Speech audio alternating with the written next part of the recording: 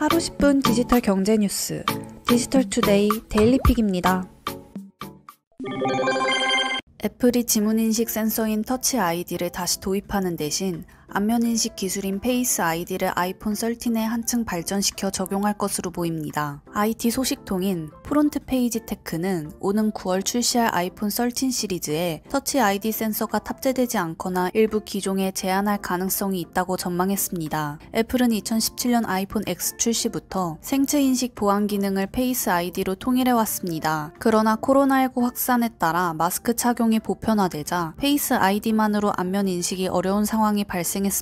때문에 마스크 착용과 상관없이 간편하게 생체 인식이 가능한 터치 아이디를 부활해야 한다는 목소리가 높아진 상황입니다. 그러나 프론트 페이지 테크는 애플이 터치 아이디를 부활하기보다 페이스 아이디를 개선하는 방향으로 개발 방향을 잡고 있다고 전했습니다. 애플 내부 테스트팀이 마스크와 안경을 착용한 상태에서 개량한 페이스 아이디 기능을 테스트하는 정황을 파악한 것입니다. 현재 마스크를 착용한 상태에서 아이폰 잠금 해제 등 생체 인식 기능을 사용하려면 암호를 입력하거나 페이스 아이디와 연동할 수 있는 애플워치를 착용해야 합니다. 아마존, 애플, 마이크로소프트 등 주요 빅테크 기업의 경영자들이 미국 현지 시간으로 25일 조 바이든 미국 대통령이 주재하는 백악관 사이버 보안 회의에 참가했습니다. 이번 사이버 보안 회의의 모습을 보인 CEO들은 팀 쿡 애플 CEO를 비롯해 앤디 제시 아마존 CEO와 사티아 나델라 마이크로소프트 CEO, 아르빈드 크리슈나 IBM CEO, 순다르 피차이 구글 CEO 등 주요 IT 기업 수장들이 모두 참석했습니다. 이날 회의는 국가 차원의 사이버 보안 상황을 정확히 파악하고 민관 협력 방안을 마련하기 위한 목적으로 진행됐습니다. 특히 바이든 대통령은 빅테크 기업의 보안 인프라 투자와 관련 기술 지원 확대를 적극 요청한 것으로 알려졌습니다. 회의 직후 구글은 사이버 보안 강화를 위해 향후 5년 동안 약 11조 원 규모를 투자하겠다고 밝혔습니다. 마이크로소프트 역시 5년 동안 사이버 보안 인프라 확장에 23조 원을 투자한다고 공표했습니다. 애플과 아마존 역시 보안 인프라 확충 프로그램을 마련하겠다는 약속을 했습니다. 인프라 투자뿐만 아니라 보안 인력 강화 계획도 함께 발표됐습니다. 구글과 IBM은 각각 사이버 보안 인력 15만 명 이상을 3년 내 육성하는 데 앞장서기로 했습니다. 11번가에서 아마존 상품을 손쉽게 주문, 결제하고 배송받도록 하는 아마존 글로벌 스토어가 마침내 오는 31일부터 가동에 들어갑니다. 이에 따라 기존 국내 직구 시장의 대규모 지각 변동이 예상됩니다. 통계청 자료에 따르면 올 2분기 해외 직구 거래액은 1조 1212억 원으로 전년 대비 22.6% 늘었습니다. 이처럼 해외 직구에 대한 수요가 꾸준한 만큼 경쟁력을 가진 아마존과의 협업이 11번가의 시장 점유율 향상으로 이어질지 주목됩니다. 와이즈앱, 리테일, 굿즈가 조사한 바에 따르면 올 상반기 11번가 결제 금액은 6조 2883억 원입니다. 쿠팡의 16조 1175억 원, G마켓 옥션의 8조 8340억 원과 비교하면 아직 작은 규모입니다. 테슬라가 지난 AI 데이에서 발표한 휴머노이드 로봇 제작을 위해 로봇 공학자를 채용하기 시작했다는 소식입니다. 테슬라는 AI 데이 직후 인공지능 엔지니어 채용 공고뿐만 아니라 로봇 공학자 채용 공고도 함께 게시했습니다. 테슬라가 로봇 공학자 채용을 알린 것은 이번이 처음입니다. 테슬라의 로봇 공학자 채용 공고에는 휴머노이드 로봇 개발을 위한 기계공학, 기계설계, 메카트로닉스 로봇 설계 등 직무에 필요한 엔지니어를 채용한다고 서술되어 있습니다. 더불어 차세대 이족보행 로봇을 만드는 데 참여할 고도로 숙련되고 의욕적인 동료를 찾고 있다는 문구도 포함됐습니다. 구체적으로 제조 작업자를 도울 수 있는 휴머노이드 로봇 개발이라는 명확한 목표도 제시됐습니다.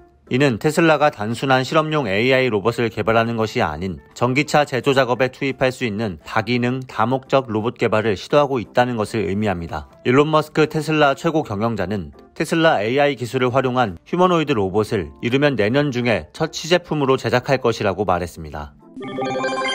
대기업의 중고차 시장 진입을 놓고 완성차와 중고차 업계가 의견 차이를 좁히지 못하고 있습니다. 대기업의 중고차 시장 진출을 논의할 중고자동차 매매산업발전협의회는 이달 말까지 합의를 이끌어낼 계획이었습니다. 하지만 일주일도 남지 않은 지금까지 완성차와 중고차 업계는 의견 차이를 좁히지 못하고 있습니다. 핵심 쟁점은 완성차 업체가 취급 가능한 중고차 대수를 결정하는 전체 물량의 기준입니다. 완성차 업계는 전체 중고차 물량 250만 대 가운데 10%인 약 25만 대의 중고차를 거래하겠다는 입장입니다. 반면 중고차 업계는 개인 거래 물량을 제외한 사업자 물량 130만 대의 10%인 약 13만 대만 완성차 업체에 판매를 허용해야 한다고 주장하고 있습니다. 또 완성차 회사들은 다른 회사의 중고차도 취급하겠다는 입장이고, 중고차 업계는 완성차 업체가 자신이 만든 중고차만 거래해야 한다고 맞서고 있습니다. 중고차 매매산업발전협의회에 참여하고 있는 김필수 대림대학교 자동차학과 교수는 업계 간의 의견 차이가 커서 이달 말까지 합의가 어려워 보인다고 우려했습니다. 협의회에서 합의를 하지 못하면 중고차 시장 개방 여부는 중소기업 벤처부가 결정하게 됩니다. 중고차 매매업은 2013년 중소기업 적합업종으로 지정됐으며 2019년 2월 기한이 만료됐습니다. 하지만 중고차 업계가 재지정을 신청했고 1년 6개월이 넘도록 결론을 내리지 못하고 있습니다. 이러는 사이 일부 악덕 중고차 업체의 강매로 60대가 자살하는 등 크고 작은 피해가 끊이지 않고 있습니다.